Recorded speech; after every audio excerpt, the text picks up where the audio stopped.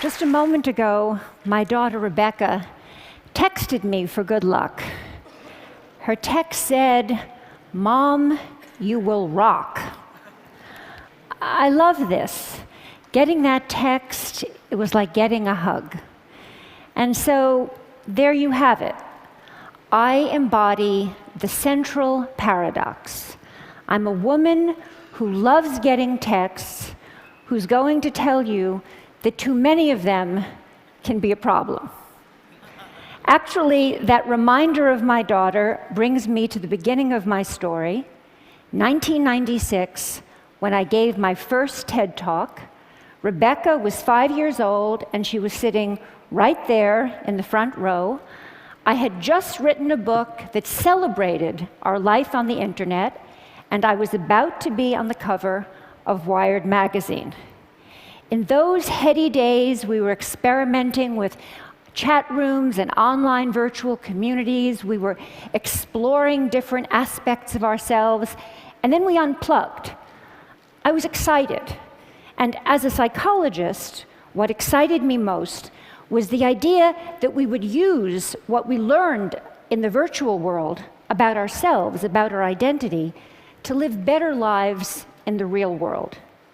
Now, fast forward to 2012, I'm back here on the TED stage again. My daughter's 20, she's a college student. She sleeps with her cell phone. So do I. And I've just written a new book, but this time it's not one that will get me on the cover of Wired magazine. So what happened? I'm still excited by technology, but I believe, and I'm here to make the case, that we're letting it take us places that we don't want to go. Over the past 15 years, I've studied technologies of mobile communication, and I've interviewed hundreds and hundreds of people, young and old, about their plugged-in lives. And what I've found is that our little devices, those little devices in our pockets, are so psychologically powerful that they don't only change what we do, they change who we are. Some of the things we do now with our devices are things that only a few years ago we would have found odd or disturbing, but they've quickly come to seem familiar, just how we do things. So just to take some quick examples, people text or do email during corporate board meetings. They text and shop and go on Facebook during classes, during presentations, actually during all meetings. People talk to me about the important new skill of making eye contact while you're texting.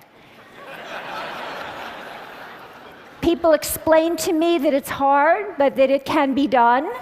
Parents text and do email at breakfast and at dinner, while their children complain about not having their parents' full attention, but then these same children deny each other their full attention. This is a recent shot of my daughter and her friends being together while not being together. And we even text at funerals. I study this. We remove ourselves from our grief or from our reverie, and we go into our phones. Why does this matter? It matters to me because I think we're setting ourselves up for trouble. Trouble certainly in how we relate to each other, but also trouble in how we relate to ourselves, in our capacity for self-reflection. We're getting used to a new way of being alone together. People want to be with each other, but also elsewhere, connected to all the different places they want to be. People want to customize their lives. They want to go in and out of all the places they are because the thing that matters most to them is control over where they put their attention. So you want to go to that board meeting, but you only want to pay attention to the bits that interest you. And some people think That's a good thing. But you can end up hiding from each other even as we're all constantly connected to each other. A 50-year-old businessman laments to me that he feels he doesn't have colleagues anymore at work. When he goes to work, he doesn't stop by to talk to anybody, he doesn't call, and he says he doesn't want to interrupt his colleagues because he says they're too busy on their email. But then he stops himself and he says, you know, I'm not telling you the truth. I'm the one who doesn't want to be interrupted. I think I should want to, but actually I'd rather just do things on my BlackBerry. Across the generations, I see that people can't get enough of each other if and only if they can have each other at a distance in amounts they can control. I call it the Goldilocks effect. Not too close, not too far, just right. But what might feel just right for that middle-aged executive can be a problem for an adolescent who needs to develop face-to-face relationships. An 18-year-old boy who uses texting for almost everything says to me wistfully, someday, but certainly not now, I'd like to learn how to have a conversation. When I ask people, what's wrong with having a conversation? People say, I'll tell you what's wrong with having a conversation. It takes place in real time, and you can't control what you're going to say. So that's the bottom line. Texting, email, posting, all of these things let us present the self as we want to be. We get to edit, and that means we get to delete. And that means we get to retouch the face, the voice, the flesh, the body. Not too little, not too much, just right. Human relationships are rich, and they're messy, and they're demanding. And we clean them up with technology. And when we do, one of the things that can happen is that we sacrifice conversation for mere connection. We shortchange ourselves. And over time, we seem to forget this, or we seem to stop caring. I was caught off guard when Stephen Colbert asked me a profound question. A profound question. He said, don't all those little tweets, don't all those little sips of online communication add up to one big gulp of real conversation? My answer was no, they don't add up. Connecting in sips may work for gathering discrete bits of information. They may work for saying, I'm thinking about you, or even for saying, I love you. I mean, look at how I felt when I got that text from my daughter. But they don't really work for learning about each other, for really coming to know and understand each other. And we use conversations with each other to learn how to have conversations with ourselves. So a flight from conversation can really matter because it can compromise our capacity for self-reflection. For kids growing up, that skill is the bedrock of development. Over and over I hear, I would rather text than talk. And what I'm seeing is that people get so used to being shortchanged out of real conversation, so used to getting by with less, that they become almost willing to dispense with people altogether. So, for example, many people share with me this wish that someday a more advanced version of Siri, the digital assistant on Apple's iPhone, will be more like a best friend, someone who will listen when others won't. I believe this wish reflects a painful truth that I've learned in the past 15 years. That feeling that no one is listening to me is very important in our relationships with technology. That's why it's so appealing to have a Facebook page or a Twitter feed, so many automatic listeners. And the feeling that no one is listening to me makes us want to spend time with machines that seem to care about us. We're developing robots, they call them sociable robots, that are specifically designed to be companions to the elderly, to our children, to us. Have we so lost confidence that we will be there for each other? During my research, I worked in nursing homes, and I brought in these sociable robots that were designed to give the elderly the feeling that they were understood. And one day I came in, and a woman who had lost a child was talking to a robot in the shape of a baby seal. It seemed to be looking in her eyes. It seemed to be following the conversation. It comforted her. And many people found this amazing. But that woman was trying to make sense of her life with a machine that had no experience of the arc of a human life. That robot put on a great show. And we're vulnerable. People experience pretend empathy as though it were the real thing. So, during that moment, when that woman was experiencing that pretend empathy, I was thinking, that robot can't empathize. It doesn't face death. It doesn't know life. And as that woman took comfort in her robot companion, I didn't find it amazing. I found it one of the most wrenching, complicated moments in my 15 years of work. But when I stepped back, I felt myself at the cold, hard center of a perfect storm. We expect more from technology and less from each other. And I ask myself, why have things come to this? And I believe it's because technology appeals to us most where we are most vulnerable. And we are vulnerable. We're lonely, but we're afraid of intimacy. And so from social networks to sociable robots, we're designing technologies that will give us the illusion of companionship without the demands of friendship. We turn to technology to help us feel connected in ways we can comfortably control. But we're not so comfortable. We are not so much in control. These days, those phones in our pockets are changing our minds and hearts because they offer us 3 gratifying fantasies. 1, that we can put our attention wherever we want it to be. 2, that we will always be heard. And 3, that we will never have to be alone.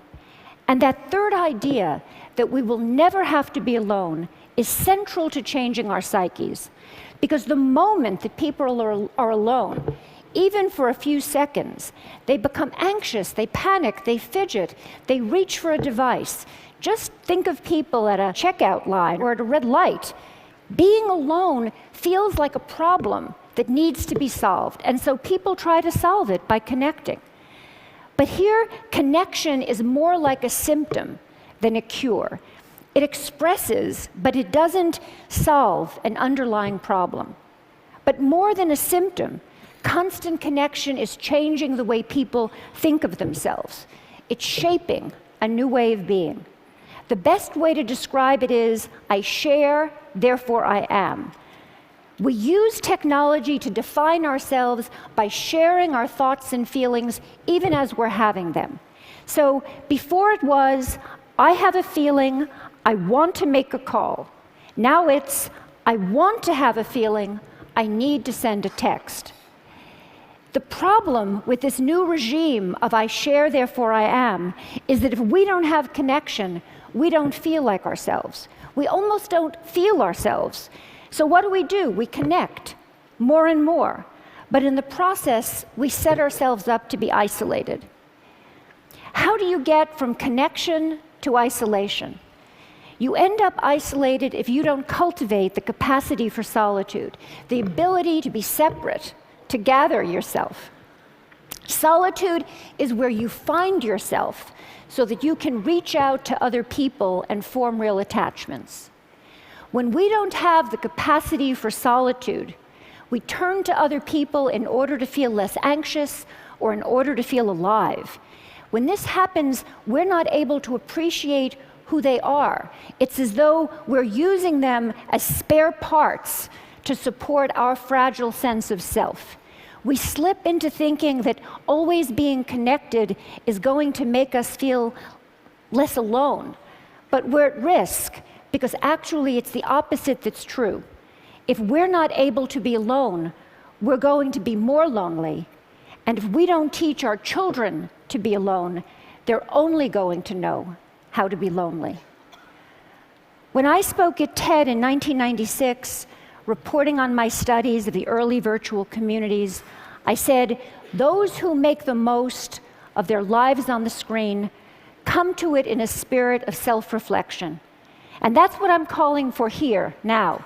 Reflection, and more than that, a conversation about where our current use of technology may be taking us, what it might be costing us. We're smitten with technology, and we're afraid, like young lovers, that too much talking might spoil the romance. But it's time to talk. We grew up with digital technology, and so we see it as all grown up. But it's not. It's early days. There's plenty of time for us to reconsider how we use it, how we build it. I'm not suggesting that we turn away from our devices, just that we develop a more self-aware relationship with them, with each other, and with ourselves. I see some first steps. Start thinking of solitude as a good thing. Make room for it. Find ways to demonstrate this as a value to your children. Create sacred spaces at home, the kitchen, the dining room, and reclaim them for conversation. Do the same thing at work. At work, we're so busy communicating that we often don't have time to think. We don't have time to talk about the things that really matter. Change that. Most important, we all really need to listen to each other, including to the boring bits, because it's when we stumble or hesitate or lose our words that we reveal ourselves to each other. Technology is making a bid to redefine human connection, how we care for each other, how we care for ourselves, but it's also giving us the opportunity to affirm our values and our direction. I'm optimistic. We have everything we need to start. We have each other, and we have the greatest chance of success if we recognize our vulnerability, that we listen when technology says it will take something complicated and promises something simpler. So in my work, I hear that life is hard, relationships are filled with risk, and then there's technology. Simpler, hopeful, optimistic, ever young. It's like calling in the cavalry. An ad campaign promises that online and with avatars, you can, quote, finally, love your friends, love your body, love your life. Online and with avatars. We're drawn to virtual romance, to computer games that seem like worlds, to the idea that robots will someday be our true companions. We spend an evening on the social network instead of going to the pub with friends. But our fantasies of substitution have cost us. Now we all need to focus on the many, many ways technology can lead us back to our real lives, our own bodies, our own communities, our own politics, our own planet. They need us. Let's talk about how we can use digital technology, the technology of our dreams, to make this life the life we can love. Thank you.